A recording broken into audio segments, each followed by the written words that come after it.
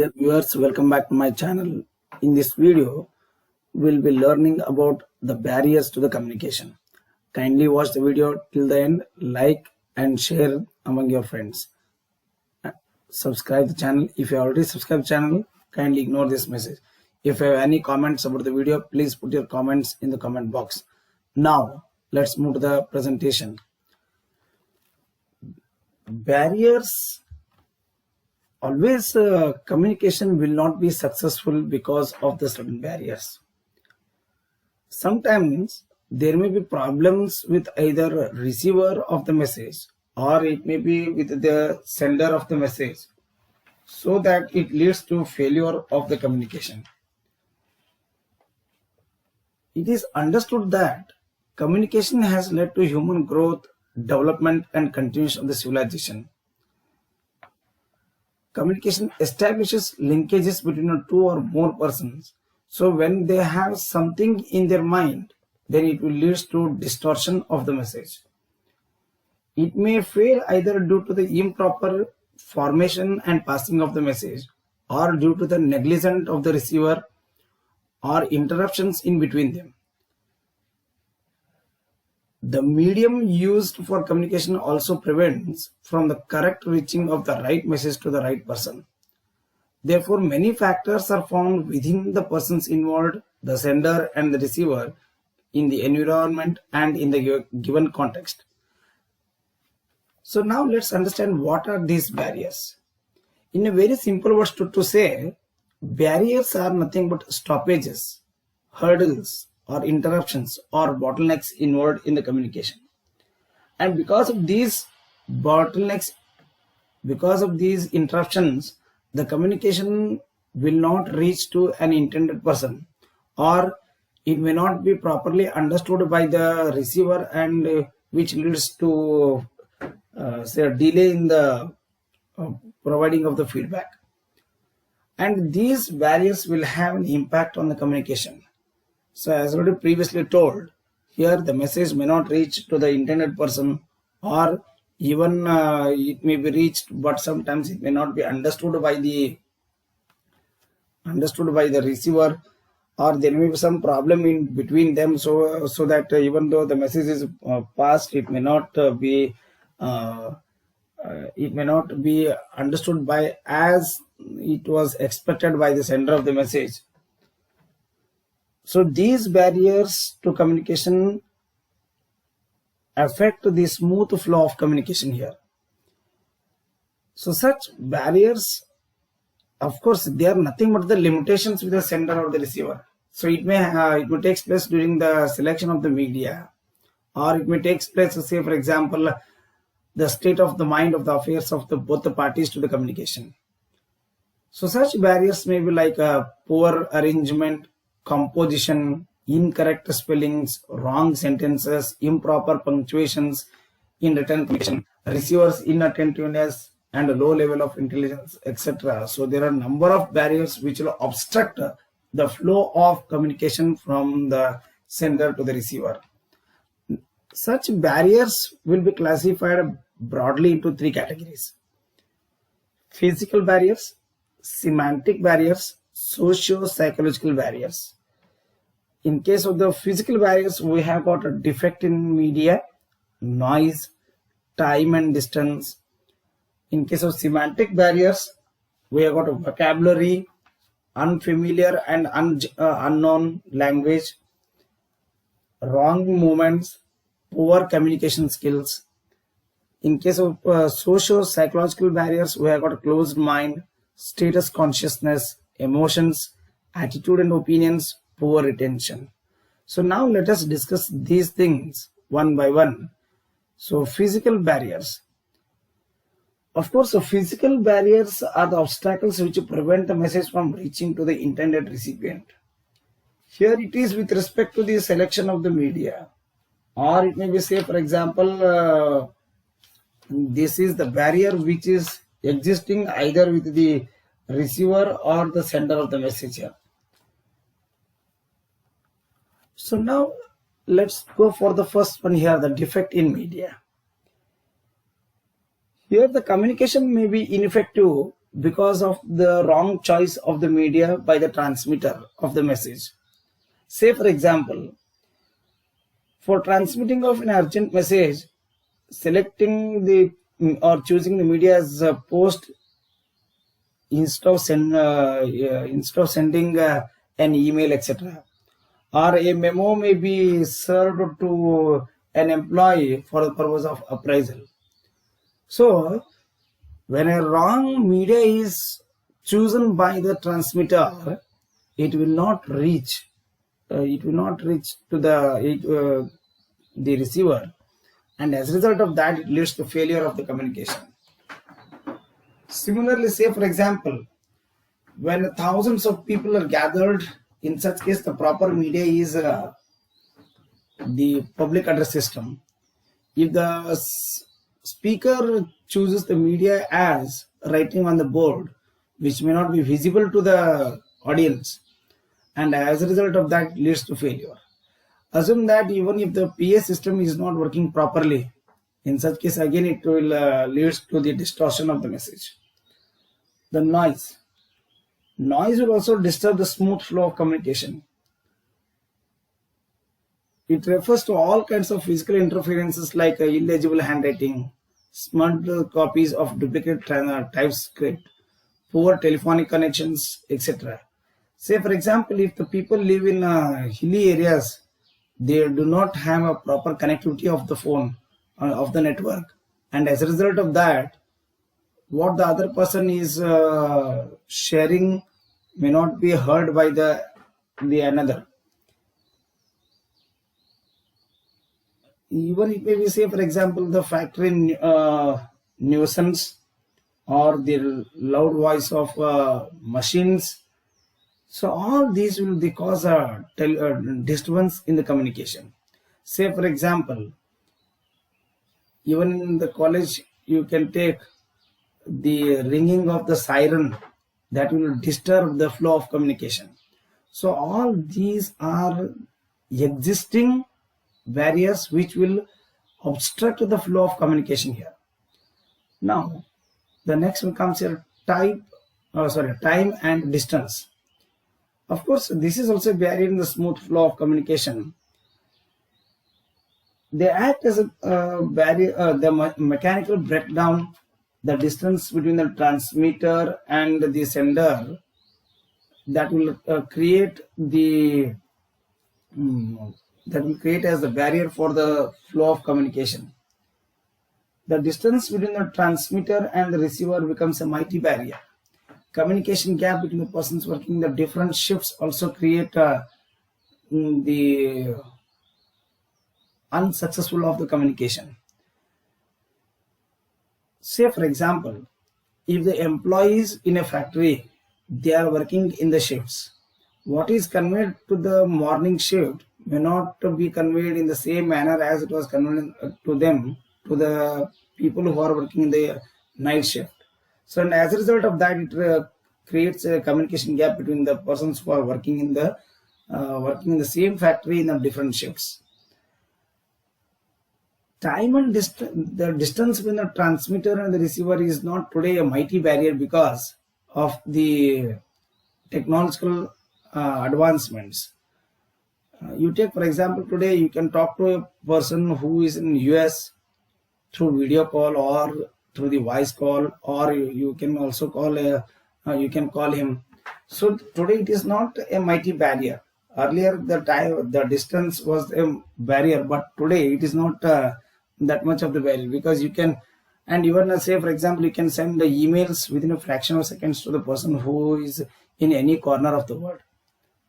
So the distance is not much as the barrier as it was there in the earlier days. Even you can reach from one place to another place within a few hours through aeroplane. So the distance is not much considered as the barrier here. Now let's move to the semantic barriers. Here semantic is nothing but the science of meaning. In other words, to say, it is the study of words. Language is the most important and powerful tool of communication. Words are mere symbols and usually mean more than one thing. It occurs if a sender and receiver assign different meaning to the same words or use different words for the same meaning. It may occur because of the denotive and connotative expressions. Here the denotive is related with the literal meaning of the words, whereas the connotative related to the qualitative judgment and the personal reactions. Language occupies a prominent position to transfer thoughts and feelings. For example, experiencing a differently knit word, or using long and complex sentences, speaking with a different accents, inadequate vocabulary, etc. So that create semantic barriers. So now let us see these semantic barriers. Vocabulary. Of course, vocabulary is nothing but the collection of the words a person knows and uses, or stock of words used in the particular field. One must understand the type of the audience or the group of the people being addressed and think of using the suitable and appropriate words. Say for example, as far as India is concerned, the accent of the native language itself, it differs from place to place. So here when the accent is used, whether you use American accent and British accent, sometimes it leads to confusion in the mind of the audience. So it is not desirable for a usage of fancy words or the special words. Normally in case of whenever there are functions, the master of ceremony will take place. The person who is doing master of ceremony is going to use many fancy or special words, which is not at all required. Those should be used only to communicate the technical or the specialized matter. These are words which are similar in sound but different in their meaning. A listener fails to attach exact fitting meaning and thus barrier occurs. For example, to give some example here, sight. So how you can make use? I cited an example. So the proper spelling is a CIT. The another sight is, I am having a sight of 60 by 40, and even similarly cheap and chief, he is a very cheap person, cheap price, whereas another chief can be used as he is the chief minister of the state. So here when you make use of the words, the connotation, the denotations, that play a vital role in understanding of the message. The next one comes here, unfamiliar and unknown language. People use different languages. Even if you take, for example, Karnataka, the Kannada language is considered a state language, which is used in a different way. If you go to Mangalore, it is used its accent is different. If you go to Bangalore and Mysore, again the accent is different. If you come to North Karnataka, again the accent is different. If you go to Kalburgi, again the accent of Kannada is different. So a barrier occurs when they do not know each other's language.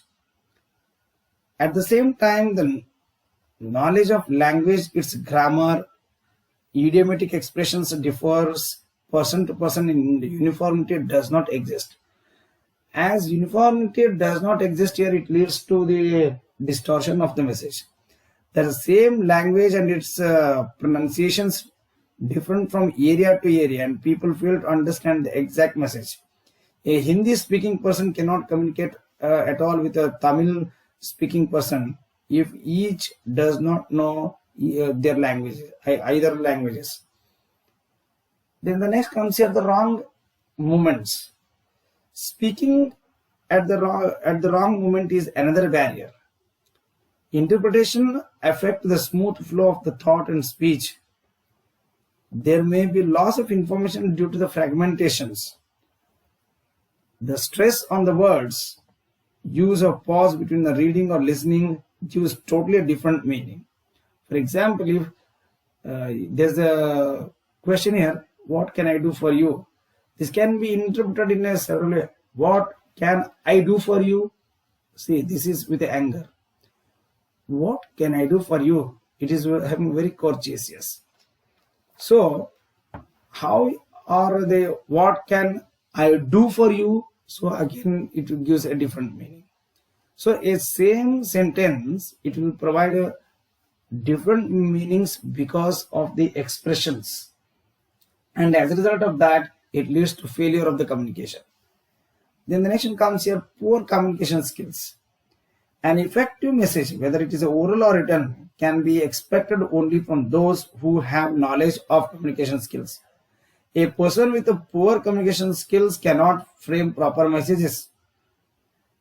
Poor in oral communication affects the clarity in speech, confused arrangement of matters, nervousness in facing the audience, etc. Similarly, in case of the written communication, it is affected by poor skills in harnessing the words and language. So all these, they create barriers in the smooth flow of the communication. So now let's move to the next type here, that is socio-psychological barriers. Here, socio-psychological barriers are related with the mind or with the social background. Every individual is unique in his personality and is shaped by social background, experiences, upbringing, surrounding environment, etc. No two individuals are alike, so they are different from each other. Most of us view at the people, event and situations from our own point of view. Similarly, the religion, customs, manners, habits, family ties shape our personality. These make us to be biased and prejudiced. It is also affected by our anger, joy, fear, sorrow, etc. The message we send or perceive the received messages are influenced by psychosocial factors, which acts as the barriers.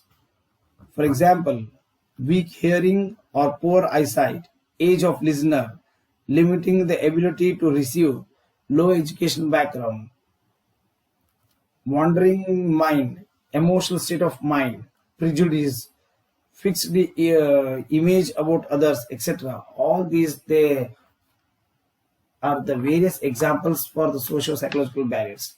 So now let us look into this here, closed mind. When a person is having a limited educational background and intellectual background, it leads to failure of the communication. Always his thinking will be within the pond. Such person does not think beyond the imagination. And if the person is having closed mind, he will not accept anything. He will not accept any suggestions. He will not accept any advices. And here the prejudice, it is a deep root minded. Already he is having a predetermined opinion about the sender of the message. Such psychological factor can be overcome through open-minded. So when there is a broad thinking is there, then such person, they accept the advices, they accept the suggestions. Then the next one comes here, status consciousness.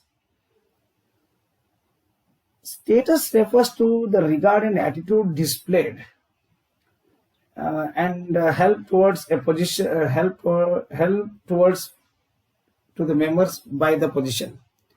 Say for example, if the person who is in the top level of the management, because of his status, he will not come forward to communicate with the people who are to his subordinates or people who are in the lower level management.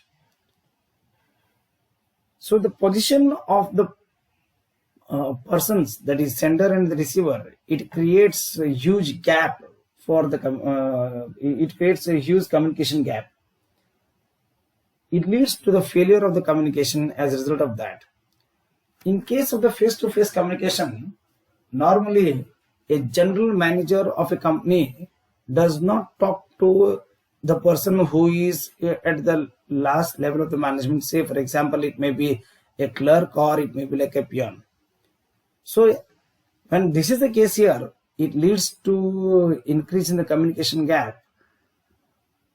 So in that case, the proper channel has to be followed so that it can be overcome. And even the social gatherings, it will help to remove the status consciousness.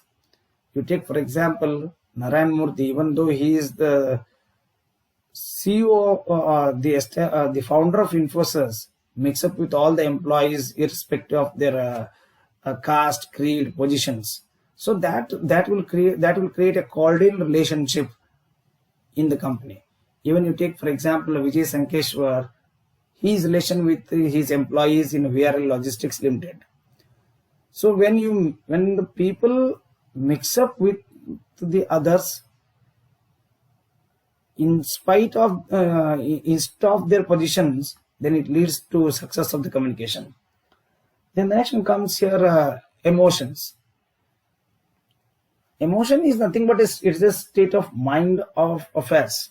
It's a state of mind of a person which will have a effect on the flow of communication. It plays a vital role in communicating.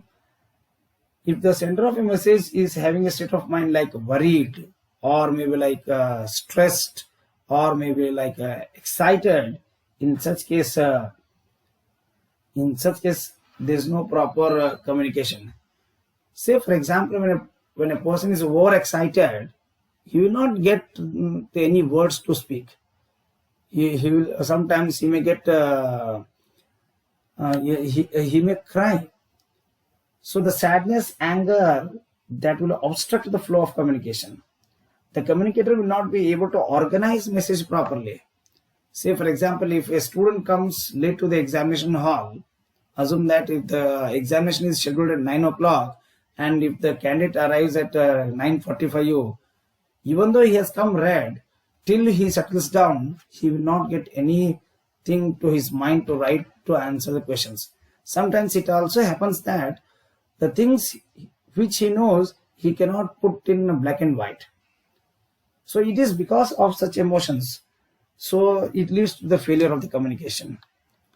Then attitude and opinion.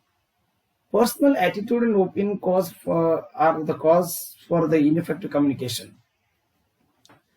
The attitude may be like, say, for example, why should listen to others.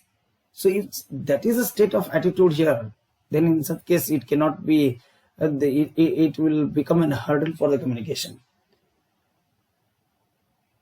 And even the feedback will be only for the information which has a personal advantage. Otherwise, it will be totally unfavorable. So that means the things which are in favor of the person, so then only he will react. Otherwise, there will not be any reaction for the communication. So the attitude, the positive attitude is most important. If the person is having a negative attitude here, then a reaction will be very poor. The feedback will not be a proper one, and as a result of that, it will not lead to any constructive development in an organization. Then the next one comes here, the poor retention. Of course, human mind cannot store all the things. It may have the capacity to store a maximum of 48 hours. After that, it will not be there in the mind. So this is considered as a major problem with the oral communication.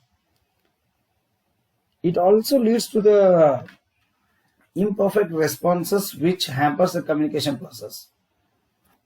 So in case of this poor retention here, if the person is not attentive, then it leads to the failure of a communication. Or if the person does not retain in his mind while he is reacting to any query, etc., again it leads to the failure of the communication.